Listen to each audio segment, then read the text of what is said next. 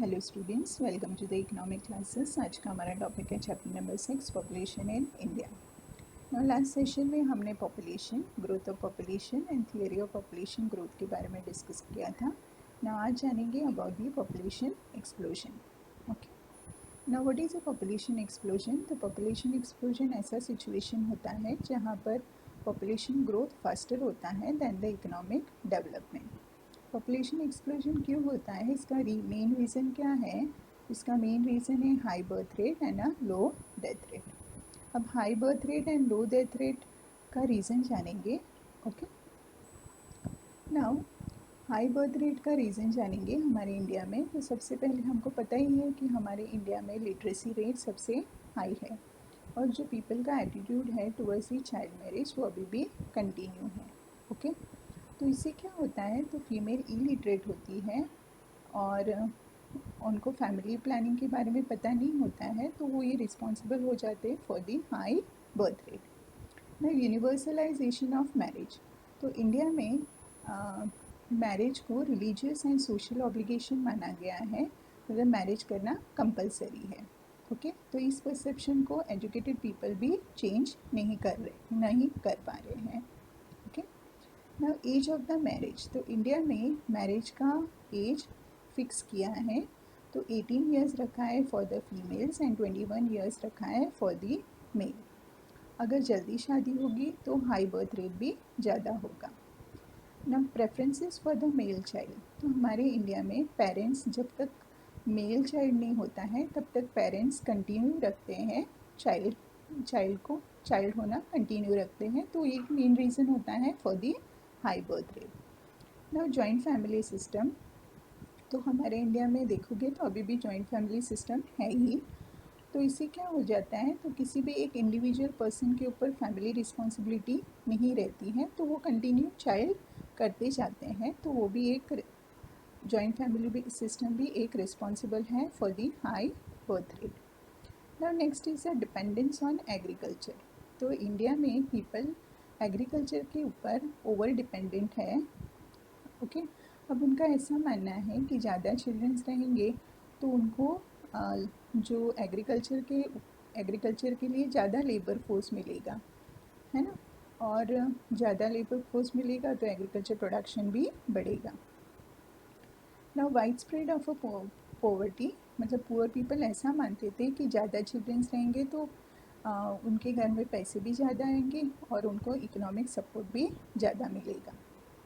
Now lack of awareness about family welfare services, मतलब काफ़ी parents ऐसे होते हैं जिनको फैमिली प्लानिंग के बारे में पता ही नहीं होता है, तो वो एक रिस्पॉन्सिबल हो जाता है for the high birth rate. Next जानेंगे causes of a low death rate. तो फर्स्ट है improvement in medical and health facility, तो मेडिकल और हेल्थ फैसिलिटी इम्प्रूव हुई, इससे जो बीमारी थी जैसे plague, cholera, malaria, small pox, tuberculosis, तो ये सारी बीमारी इरेडिकेटेड हुई, मतलब ख़त्म हो गई, है ना, इससे डेथ भी कम होने लगी।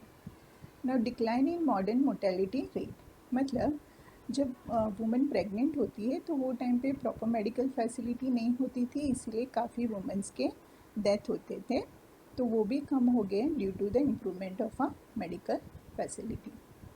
Now next is a fall in infant mortality rate. Infant mortality मतलब जब बच्चे 3-4 महीने के होते थे तब उनका डेथ हो जाता था, क्यों? क्योंकि उनको प्रॉपर मेडिकल फैसिलिटी नहीं प्रोवाइड होती थी, पर अभी प्रॉपर मेडिकल फैसिलिटी प्रोवाइड हो रही है, इवन वुमेन भी एजुकेटेड हैं तो उनको चाइल्ड का केयर कैसे करना है वो पता है, इसलिए इन्फेंट मोर्टेलिटी रेट भी कम हो गया। तो 1951 में 146 चिल्ड्रंस का डेथ होता था पर 1000, 2002 में 64 पर 1000 एंड 2011 में घट के हो गया 47 पर 1000। ओके, ना इंक्रीज इन लिटरेसी, अगर प्रॉपर एजुकेशन रहेगा तो पीपल ब्लाइंड बिलीफ के ऊपर ध्यान नहीं देंगे और ख़ुद का भी ध्यान रखेंगे प्लस अपने चिल्ड्रंस का भी ध्यान रखेंगे। ओके, तो उनका स्टैंडर्ड ऑफ लिविंग भी बढ़ जाता है और डेथ रेट कम हो जाता है। ना न्यूट्रिशन फूड, तो एजुकेशन ने पीपल को अवेयर किया है about the health and nutrition. Okay, तो प्रॉपर न्यूट्रिशनल फूड रहेंगे तो डेथ रेट भी कम हो जाएगा। तो गवर्नमेंट ऑफ इंडिया ने mid day meal programme start किया था इन द स्कूल, ताकि जो रूरल एरियाज़ में जो गरीब बच्चे हैं उनको प्रॉपर न्यूट्रिशन मिल पाए। Now next is a disaster management. The National Disaster Management Authority NDMA constituted हुआ था in the year of 2005। Okay, मतलब जहाँ पर डिज़ास्टर होता है, जैसे अर्थक्वेक हुए या कहाँ सुनामी आती है, तो वहाँ पर एनडीएम की टीम पहुँच जाती है, पीपल को हेल्प करती है, पीपल की जान बचाती है। इसीलिए डेथ रेट भी डे बाय डे कम हो रहा है। नाउ नेक्स्ट जानेंगे गवर्नमेंट ऑफ इंडिया ने कौन कौन से मेजर्स लिए हैं to control the population explosion. तो सबसे पहला है इकोनॉमिक मेजर। इकोनॉमिक मेजर में क्या होता है, तो इकोनॉमिक मेजर से पीपल का स्टैंडर्ड ऑफ लिविंग बढ़ता है और पॉपुलेशन ग्रोथ कम होता है। तो कौन कौन से इकोनॉमिक मेजर हैं, तो expansion of industrial sector, creation of employment opportunity, removal of poverty and equitable distribution of income and wealth. Okay, तो इससे पॉपुलेशन ग्रोथ कंट्रोल में आ जाता है। Next is the social measures. तो हमारे इंडिया में काफ़ी सारी सोशल प्रॉब्लम्स हैं, जैसे illiteracy, superstitious, Orthodox, low status of women. तो गवर्नमेंट ने कौन कौन से सोशल मेजर्स लिए हैं, तो एजुकेशन को स्प्रेड किया है, वुमेन का स्टेटस इम्प्रूव किया है, और जो मैरिज का जो एज है उसको फिक्स कर दिया, लीगल कर दिया। नाउ नेक्स्ट में गवर्नमेंट ऑफ इंडिया ने पॉपुलेशन पॉलिसी स्टार्ट की थी। उसके तहत उन्होंने बहुत सारे प्रोग्राम्स इम्प्लीमेंटेड किए थे। तो सबसे पहला प्रोग्राम है फैमिली प्लानिंग प्रोग्राम, जो लॉन्च हुआ था इन द ईयर ऑफ 1952। अब इसका मेन मोटिव था to reduce the birth rate को कंट्रोल में करना। अब इस प्रोग्राम में इस प्रोग्राम में पीपल को समझाया जाता था कि जो चाइल्ड का बर्थ है वो हमारे ऊपर डिपेंड करता है, नहीं कि बाई चांस हो जाता है। पर हमारे इंडिया में पीपल तो ऑर्थोडॉक्स है, इसलिए ये प्रोग्राम सक्सेसफुल नहीं रहा। नेक्स्ट प्रोग्राम उन्होंने इंट्रोड्यूस किया था फैमिली वेलफेयर प्रोग्राम। मतलब फैमिली प्लानिंग प्रोग्राम को ही उन्होंने नाम चेंज करके रख दिया family welfare programme in the year of 1979। अब इस प्रोग्राम में उन्होंने किस चीज़ के ऊपर फोकस किया, for the maternal child health and nutrition के ऊपर। नेक्स्ट प्रोग्राम है नेशनल पॉपुलेशन पॉलिसी, 2000 में इंट्रोड्यूस की थी। अब इसका मेन मोटिव था पॉपुलेशन को कंट्रोल करना और पीपल की लाइफ को इम्प्रूव करना।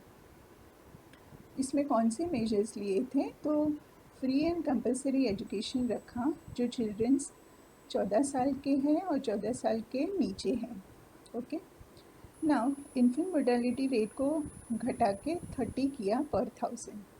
ओके, मैटरनली मोर्टेलिटी रेट को भी कम कर दिया 100 पर 1 लाख। ओके, नाउ मैरिज का जो एज है वो फिक्स कर दिया, वुमेन के लिए 18 ईयर्स, मेल के लिए 21 ईयर्स। और इसमें उन्होंने fix stable population stable population करना था बाय 2045। ओके, तो ये सारे प्रोग्राम्स गवर्नमेंट ऑफ इंडिया ने इंट्रोड्यूस किए थे to control the population. Okay, ना अब जानेंगे ह्यूमन रिसोर्सेज के बारे में। तो किसी भी कंट्री के लिए पॉपुलेशन एक वैल्यूबल रिसोर्सेज हैं। ओके, ना पीपल अपने डिमांड के हिसाब से रिसोर्सेज बनाता है। तो अगर healthy, educated and motivated people रहेंगे तो वो अपने रिसोर्सेज अपने डिमांड के हिसाब से बनाएंगे।